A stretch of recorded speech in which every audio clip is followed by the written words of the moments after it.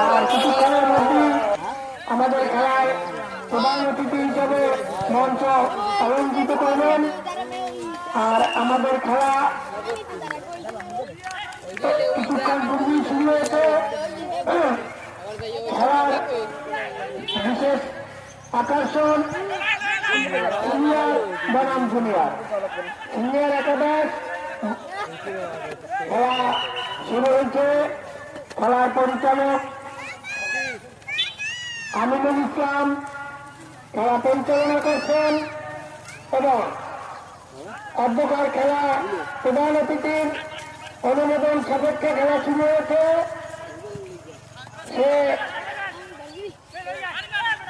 খেলা শুরু করার জন্য আমাদেরকে অনুমতি প্রদান করেছেন এবং খেলা শুরু হয়েছে। খেলা এখন